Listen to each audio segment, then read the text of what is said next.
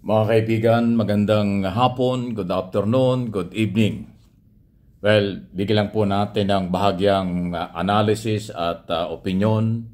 Ito pong unang araw ng ginawang pagharap ni dating Pangulong Duterte. Yan nga po sa International Criminal Court.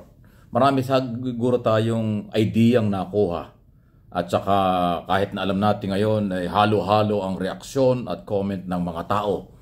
Sabihin natin nagkagaling ito sa mga anti-Duterte, pro-Duterte, pro-Marcos, anti-Marcos. At yan naman ay malayang karapatan ng mamamayan Pilipino sa buong mundo, hindi lang ho dito sa Pilipinas.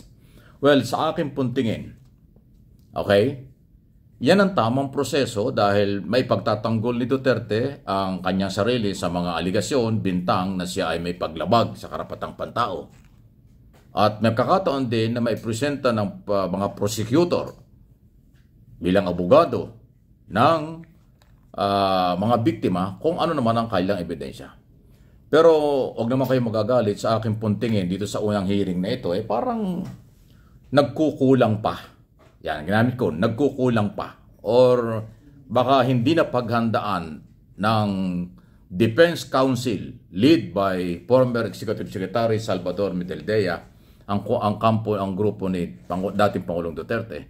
Kasi lahat tayo, kung mayroong idea yung iba, marami tayong mga Pilipino na walang idea ano ba ang kaibahan ng ICC kaysa sa mga local court sa atin sa Pilipinas. Malaking-malaki po ang pagkakaiba. Okay? Una, sa Pilipinas ang korte at pag ginawa ang trial, minsan nahahaluan ng politika, nahahaluan ng paawa, nahahaluan ng mga drama, at minsan nakaka-apekto conforme sa ating basa sa mga desisyon at proseso. Pero ang kalaking pagkakaiba mga kaibigan, sa international court mukhang wala yun. Kasi yung isang judge, yung babae, actually tatlong babae, yung white judge, iba yung kanyang pananaw at sinabi. Pagkatapos sabihin ni Atty. Medaldea ang kasaysayan, ano ang nangyari bago, during, at saka after hulihin itong si dating Pangulong Duterte. In-establish niya ron na illegal ang pag-aresto, naharas ang pag-aresto, parang wala daw warrant of arrest, wala daw pong parang kidnapping, madalian. Totally, parang nawala yung karapatan ni Duterte. Yan ang gustong i-establish sa aking personal na opinion nitong si Medaldea. Pero napakasimple po ang sagot ng judge. Kung hindi man, siguro itinuturing ng iba na parang, ano bang salita yan, binara o nabara ng judge ito hong abogado ni Duterte. Kasi ang sagot ng judge, ang mahalaga, nandito na siya. Kanyang haharapin ang mga kasong iniharap laban sa kanya. Tulad ng mga human rights violation. Di umano ay mga karahasan during Duterte administration at saka nung siya ay mayor pa lang ng Davao. So parang ang gustong palabasin ng Korte, International Criminal Court, hindi na mahalaga kung paano hinuli, anong nangyari sa paghuli, at kung ano pang mga nangyari katulad na reklamo ng abogado. Yun po yung lumalabas doon sa aking tingin.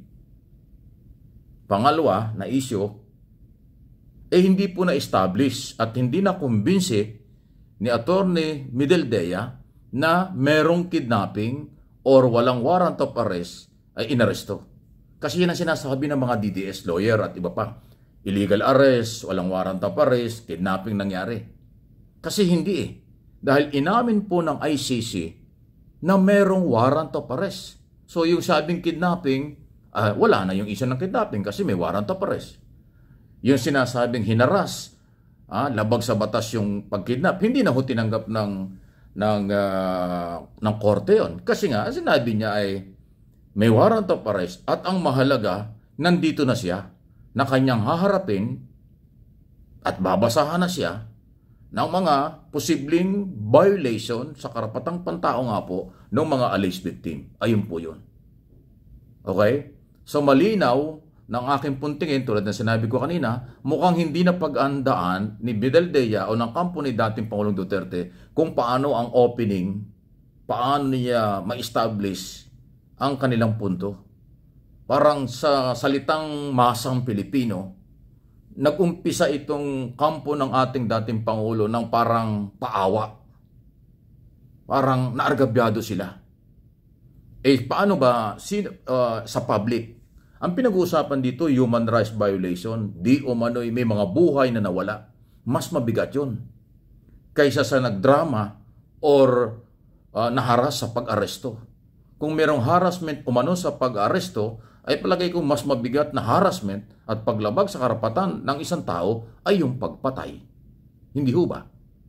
Okay, wala po tayo kinakampihan dito. Ang akin dito, binabasa ko at binibigyan ko ng interpretation ang nangyari. Sa unang hearing na established ng ICC at ng prosecutor na merong legal na pag-aresto at merong malaking pananagutan at merong mga ebidensya, may mga complainant doon sa tinatawag na crime against humanity. Kasi nagsalita po yung prosecutor na mula mayor sa Davao hanggang presidente, marami ang naging biktima. Na-establish po yun. Hindi na kontra. Hindi yun natutulan ni Secretary or Attorney Bidaldea. So, next time, total ang sunod na hearing, medyo matagal-tagal, 6 na buwan, September 23, kung di ako nakakamali, this year. So, mahaba-haba yung panahon, dapat paghandaan yan ng mga abogado ni Duterte kung gusto nilang ma-establish ang kailang punto at tigilan. Please lang po. Hindi ako nakikialam, sabi ko na lang ito at siguro pakiusap na rin. Itigil na po ninyo yung drama. Itigil na po ninyo ng paawa effect. Kasi hindi po yung kinakagat ng International Criminal Court. Sa local court lang sa Pilipinas, ang drama, politika at iba pang gimikan, minsan nagkakaroon ng consideration. Sa international, na-establish na sa unang hearing. Sa unang pagkakataon, wala silang pakialam sa political issue sa Pilipinas at mga drama. Ang pag-usapan ay kaso, ebidensya, sino nasa sakdal, sino ang complainant, ano ang dokumento, kaya magkakaroon ng trial. So huwag po kayo magagalit sa akin pong paliwanag na ito. Advice ko nga, malagay ko pabor pa sa inyo, aralin ang kaso. Pagandaan ang depensa. Aralin ang proseso sa international court. Malayong malayo kaysa lower court. Okay? Kung ano po ang inyong comment, malaya po kayo makapagbigay ng reaksyon, tamang pag-comment, pananaw sa isyong ito. Lahat tayo ay nag-aabang sa isyong ito. Pro o anti-Duterte, tayo lahat Pilipino. After all, justice ang hinahanap. Kaya nga ang aking sinasabi, ulitin ko ulit, nabanggit ko na sa nakaraang mga video, justice for all victim. Justice for all akusado or suspect, lalo na ang dating Pangulo. Kasi lahat sila naghahanap ng katarungan. Kaya nga lang po, again, ulitin ko, iba ang korte sa international. Kaya mga abogado dyan, aral-aral, review-review, pag may time. Please like, share ng video ito.